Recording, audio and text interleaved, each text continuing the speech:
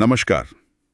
आज हम बात कर रहे हैं आर्टिफिशियल इंटेलिजेंस यानी एआई और सरकारी कामकाज पर। हाँ, कि ये भारत में और खासकर झारखंड में शासन को कैसे बदल रहा है कि समझें कि भारत में सरकारी कामों में एआई का कहां तक और कैसे इस्तेमाल हो रहा है। क्या फायदे हैं, क्या चुनौतियां, और झारखंड में क्या खास हो रहा है ना? जी। तो शुरुआत कहाँ से करें?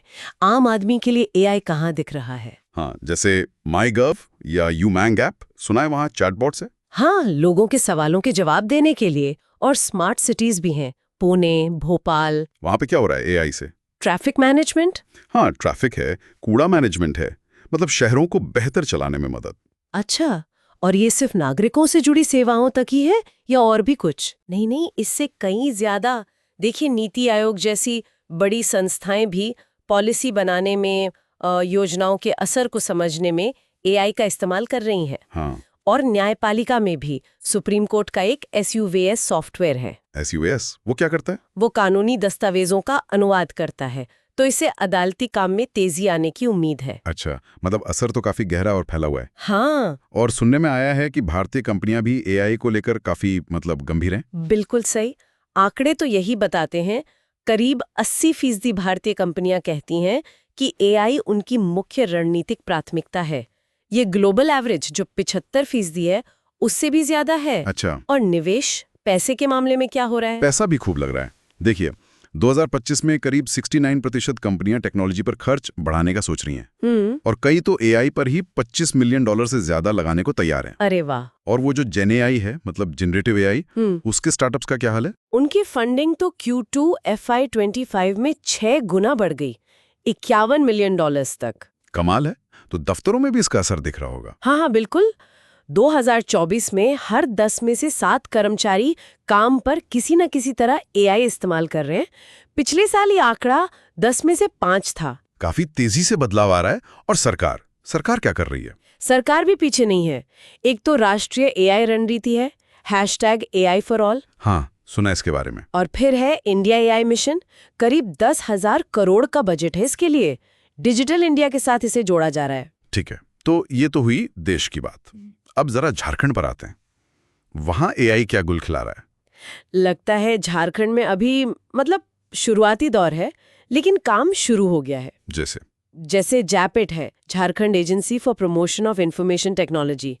वो 100 से ज्यादा सरकारी सेवाएं देते हैं। हाँ। वो भी डेटा मैनेजमेंट वगैरह में एआई का इस्तेमाल कर रहे हैं। हाँ, और मैंने पढ़ा कि रांची स्मार्ट सिटी के CEO शशि रंजन, उन्होंने भी कहा है कि एआई से डेटा एनालिसिस बेहतर हुआ है। जी, जिससे शहर के लिए बेहतर नीतियां बनाने में मदद मिलती है। और खेती में कुछ दिलचस्प हो रहा है। हजारीबाग के किसी किसान का जिक्र था। हाँ, विनोद कुमार महतो। वो एआई और डिजिटल उपकरणों से पानी का मैनेजमेंट और फसल की निगरानी कर रहे हैं। ये काफी अहम है। क्यों? अहम क्यों है? क्योंकि झारखंड में सोचिए 92% खेती की जमीन पर सिंचाई का पक्का इंतजाम नहीं है। ओहो, 92%, ये तो बहुत ज्यादा है। हाँ, लेकिन यहाँ एक पैंच भी है।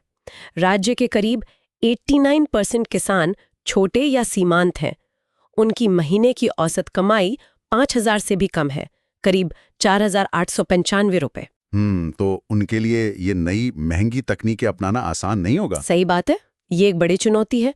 हालांकि 20,000 से ज्यादा किसानों का रोज ई-नाम ऐप इस्तेमाल करना, वो जो फसलों की ऑनलाइन बिक्री का पोर्टल है। हाँ, ई-नाम, वो दिखाता है कि दिलचस्पी तो है, बस सही सपोर्ट और ट्रेनिंग चाहिए। शिक्षा के क्षेत्र में क्या स्थिति है?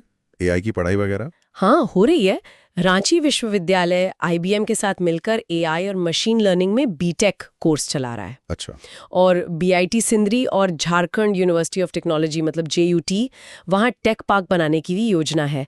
रिसर्च भी हो रही है। करीब 8,710 रिसर्च पेपर पब्लिश हुए हैं। बहुत बढ़िया। और सरकारी योजनाओं में एआई, जैसे मनरेगा। हाँ, मनरेगा के जो कमिश्नर हैं सिद्धार्थ त्रिपाठी, उनके अनुसार वहाँ डेटा एनालिसिस और धोखाधड़ी रोकने के लिए एआई का इस्तेमाल हो रहा है। ये तो बहुत जरूरी है। और राज्य सरकार 2025 में अपनी एआई पॉलिसी लाने पर भी विचार कर रही है। अच्छा, ये तो अच्छी बात है। वैसे एक मजेदार बात पता चली, राजनीति में भी एआई। हाँ, ये काफी दिलचस्प था। कुछ नेताओं ने, जैसे दीपक यादव, राजेश ठाकुर, इन्होंने सोशल मीडिया पर प्रचार के लिए एआई से बच्चों जैसे अवतार बनवाए। बच्चों जैसे अवतार? हाँ, AI जनरेटेड बाल अवतार चले तो खूब, पर सवाल भी उठे कि क्या ये सही है?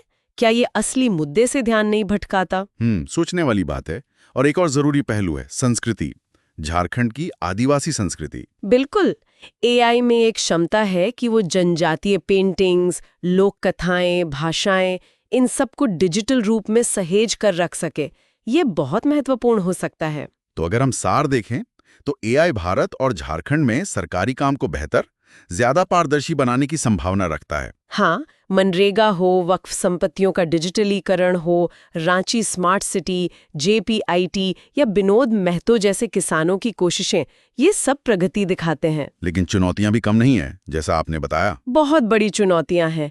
डिजिटल डिवाइड, 76% आबादी गांव में है, जहां इंटरनेट तकनीकी पहुंच कम है। किसानों की कम आय, सिंचाई की भारी कमी, बुनियादी ढांचे की कमी, स्किल्ड लोगों की कमी और फिर डेटा प्राइवेसी की चिंता, ये सब बड़ी बाधाएं हैं। तो आगे का रास्ता क्या दिखता है?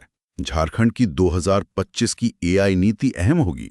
हाँ, नीति और जो पहले चल रही हैं वो महत्वपूर्ण है, पर असली सफलता तभी मिलेगी जब इन चुनौतियों का सामना किया जाएगा और विकास समावेशी होगा। मतलब विकास का लाभ सब तक पहुंचे। बिल्कुल।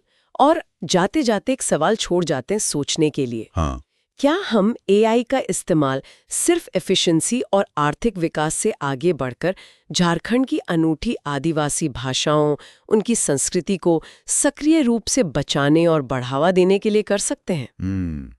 कैसे ये तकनीक वाकई हर समुदाय की सेवा कर सकती है, ना कि सिर्फ कुछ खास लोगों की? इस सही जॉब बात मॉडल है, तक ये पहुंच गई। सोचना जरूरी है। तो अमर पांडे